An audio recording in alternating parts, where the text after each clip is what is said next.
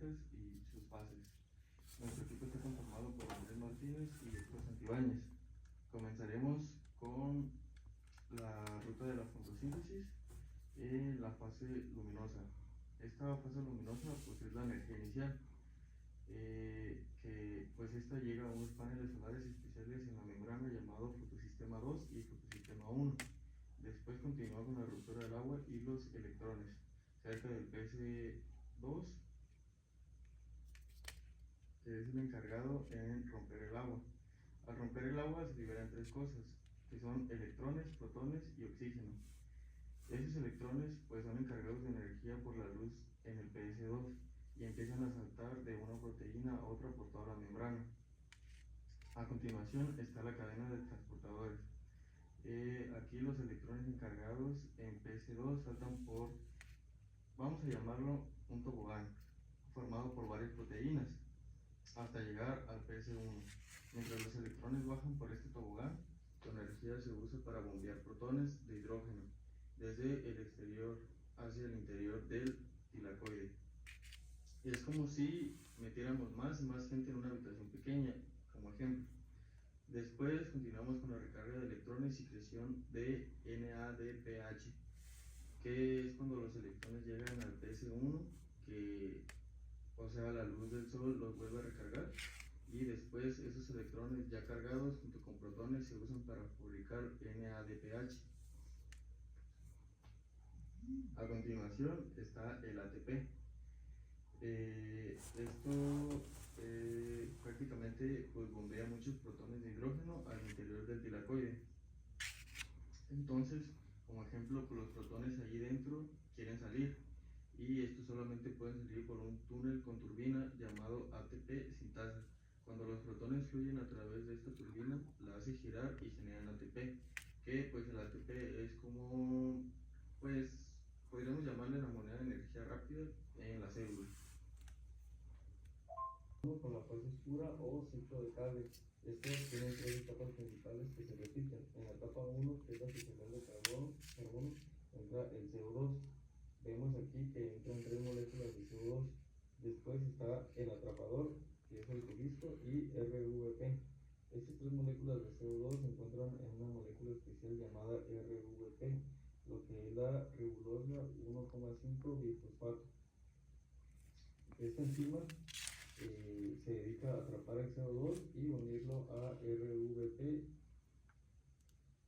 Al unirlo el CO2 a RVP se forman 6 moléculas de un compuesto llamado 3-PCA, o sea 3-fosfoglicerato.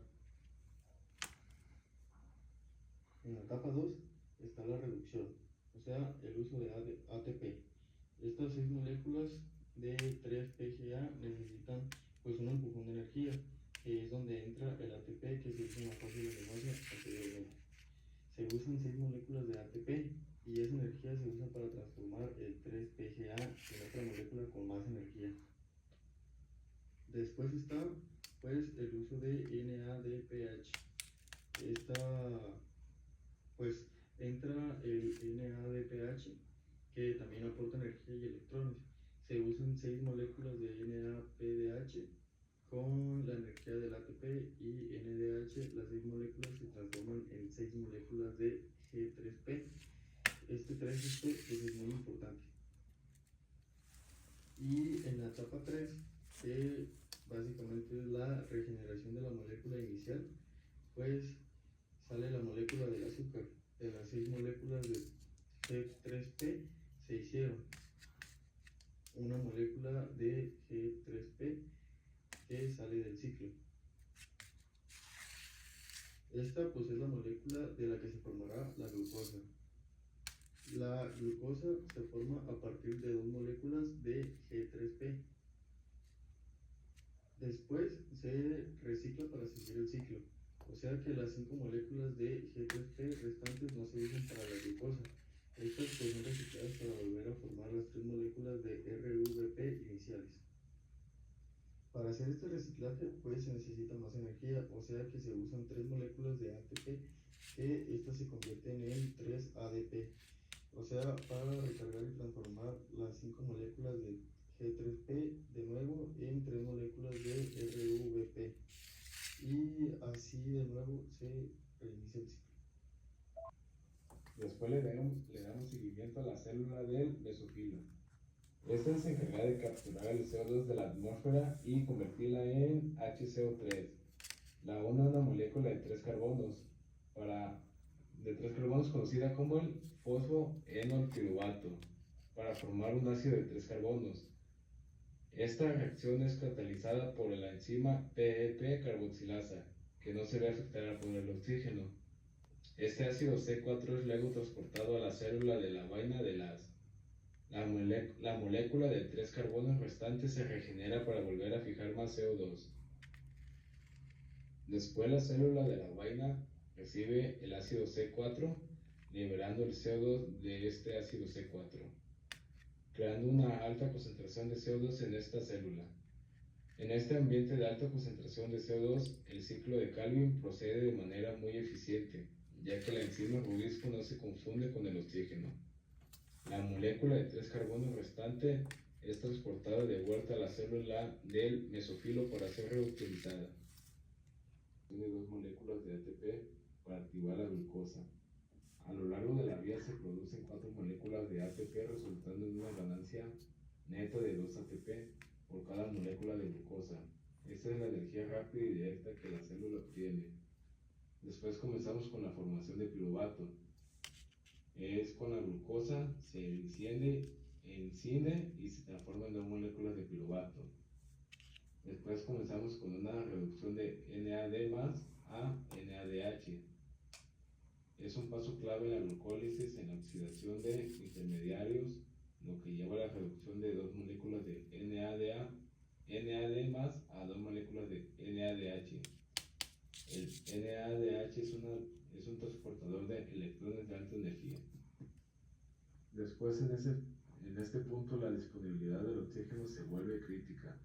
La glucólisis produce NADH y para que la glucólisis continúe y la célula siga obteniendo sus 2 ATP netos, el NAD más debe ser regenerado constantemente.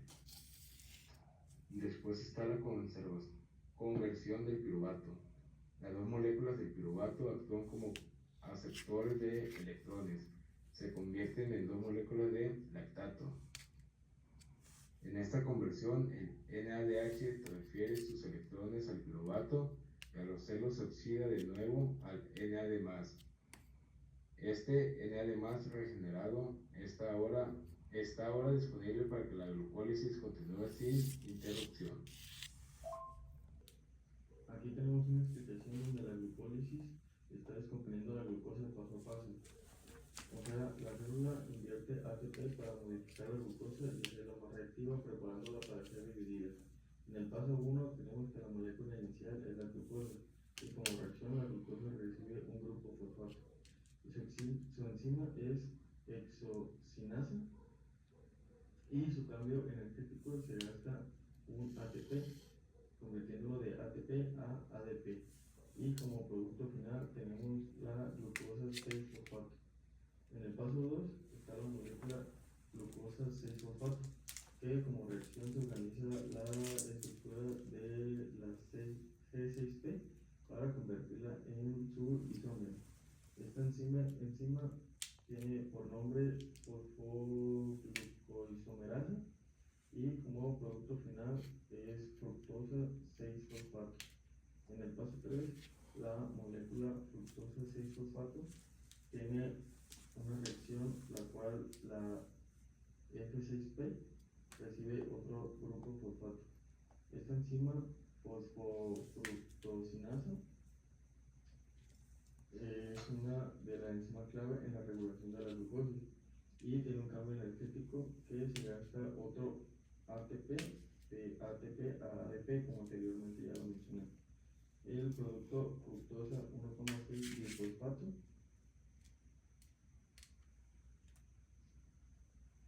como paso 4 está la molécula pues fructosa 1,6 bisfosfato, que como reacción es la FBP, o sea de 6 carbonos, que esta rompe 2 moléculas de 3 carbonos y como enzima es aldolasa.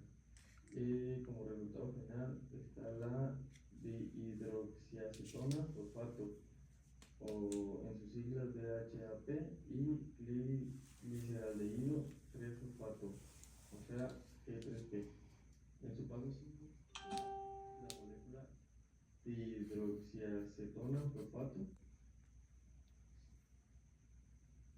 tiene como reacción en convertirse en G3P. Aquí pues es importante porque solo el G3P puede continuar en la siguiente fase de la glucólisis, o sea, ambas moléculas de 3 carbonos terminan como G3P, y como enzima está la triosa fosfato isomerasa, y como producto final sería el gliceraldehído 3-fosfato, que ahora tenemos dos moléculas de G3P por cada glucosa inicial.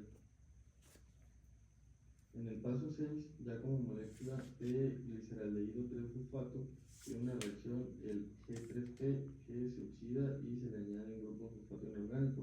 Como enzima de gliceraldehído 3-fosfato deshidrogenasa, y su cambio energético se reduce de NAD más a NADH.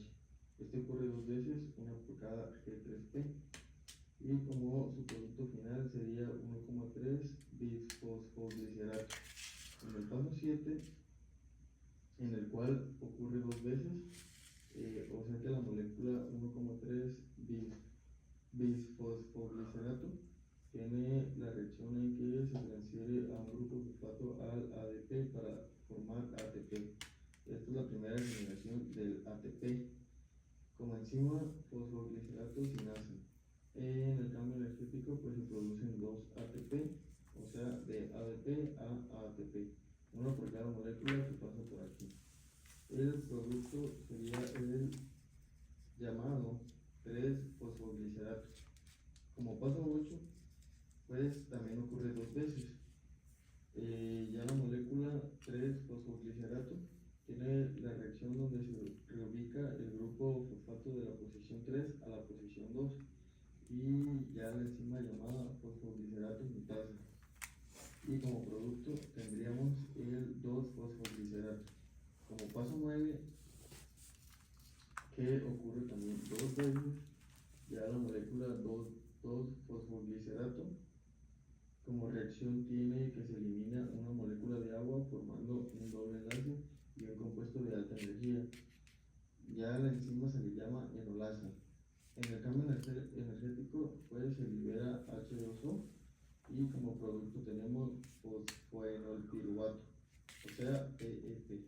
Y por último paso, el paso 10, que este también ocurre dos veces, la molécula fosfoenolpiruvato tiene como reacción que se transfiere el grupo fosfato de alta energía del PEP al ADP para formar ATP. De ADP a ATP, una por cada molécula que pasa por aquí. El producto sería el llamado 3-fosfoglicerato. Como paso 8, pues también ocurre dos veces. La molécula fosfoenolpiruvato tiene como reacción que se transfiere el grupo fosfato de alta energía del PEP al ADP para formar ATP, o sea que es la segunda generación de ATP. Como enzima tenemos que es el piruvato sinasa, y el cambio energético se produce en dos ATP, o sea ADP a ATP, uno por cada molécula que pasa por aquí, y como producto final estaría el piruvato. A continuación tenemos el ciclo de Krebs, que como objetivo principal es oxidar completamente las moléculas de carbono. Como paso 1, tenemos que pues el ciclo no comienza con glucosa directamente, sino una molécula de acetil-CoA, que es el producto final de la descomposición del piruvato. El acetil-CoA se une al oxalacetato para formar citrato iniciando el ciclo. Después se obtiene una liberación de CO2. A medida de que el ciclo avanza, el citrato se va transformando. Aquí se liberan dos moléculas de CO2 por cada acetil-CoA que entra.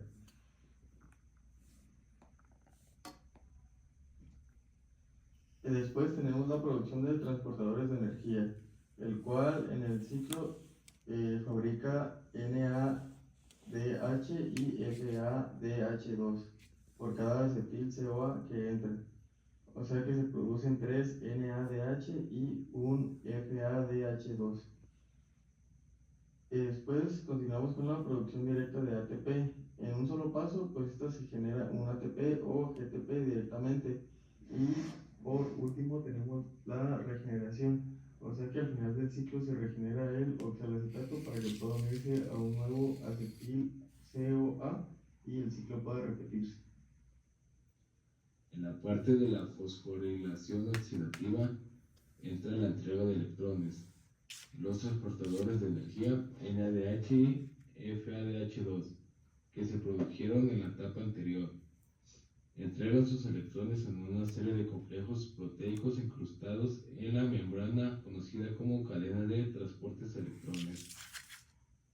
A medida que los electrones pasan por la CTE, la energía liberada se utiliza para bombear protones de hidrógeno desde la parte interna de la mitocondria. Después pasa hacia el espacio entre sus membranas. Esto crea una alta concentración de protones en ese espacio, como una presa de energía. Al final de la CTE, el oxígeno acepta los electrones y se combina con protones para formar agua. Los protones que están muy concentrados en el espacio intermembrana fluyen de regreso a la matriz a través de una turbina molecular llamada ATP sintasa. Este flujo de protones impulsa directamente la producción masiva de ATP a partir de ADP y fosfato. Para la síntesis de nucleótidos de pirimidina se parte de CO2 y amoníaco. Esto es para construir el anillo de pirimidina, llegando a formar el primer nucleótido llamado UMP. Después, el UMP puede ser fosforilado a UDP y UTP. El UTP puede ser convertido en CTP. Y una enzima clave es ribonucleósido difosfato reductasa, que transforma los nucleótidos de ARN en sus versiones para ADN. Finalmente, el DUMP se convierte en DTMP, que es el nucleótido de timina exclusivo del ADN. Y como degradación, los nucleótidos de pirimidina también se pueden degradar a moléculas más simples como lo es la B-alanina, el CO2 y NH3 para ser utilizadas o excretadas. Como metabolismo de las purinas tenemos su anabolismo, que parte de la síntesis que comienza por PRPP. En sus fuentes de átomos necesita los átomos de carbono y nitrógeno para construir el anillo de purina que proviene de glutamina, una fuente importante de nitrógeno. Glicina aporta carbono y nitrógeno, formil THF aporta carbono, aspartato aporta nitrógeno y CO2 aporta un carbono. Como molécula central está el IMP, que es la vía que conduce a la formación de IMP o el precursor de todas las demás purinas. Ya ramificando el AMP y GMP, a partir de IMP se sintetiza el AMP y GMP, que son las bases de adenina y guanina. Estas reacciones requieren de energía como GTP para AMP y ATP para GMP, y donadores de nitrógeno como aspartato para AMP y la glutamina para GMP. Tenemos también la formación de desoxirribonucleótidos, que las plantas lo utilizan, pues esta enzima ribonucleósido difosfato reductasa para convertir los nucleótidos de ARN en desoxirribonucleótidos necesarios para la síntesis de ADN. Y en el catabolismo de purinas tenemos su degradación general, o sea que las purinas AMP y GMP se degradan a través de una serie de pasos que involucran la eliminación de fosfatos y aminos. Los nucleótidos se convierten en nucleósidos, o sea que son sin fosfato, y luego en bases libres, adenina y guanina. Estas bases son luego convertidas en hipoxantina y xantina. Después continuamos con su producción de ácido úrico. La xantina es oxidada a ácido úrico. El ácido úrico es oxidado aún más para formar alantoína y ácido alantoico. Estos compuestos, conocidos como ureídos, son muy solubles y son formas eficientes de transportar grandes cantidades de nitrógeno desde las raíces hacia las partes de la planta que crecen activamente. Los ureídos también pueden servir como una forma de almacenamiento temporal de nitrógeno en ciertos tejidos. Y finalmente, en su liberación de amonio, los ureídos se pueden descomponer para liberar amonio, que pues esto puede ser reutilizado directamente en otras vías de biosíntesis dentro de la planta. Esto es parte de la conservación de nitrógeno en las plantas. Y como reciclaje, pues las plantas también tienen vías de salvamiento, donde las bases purínicas o nucleósidos libres pueden ser directamente reconvertidos en nucleótidos, evitando la necesidad de una síntesis de nuevo completa y ahorrando energía.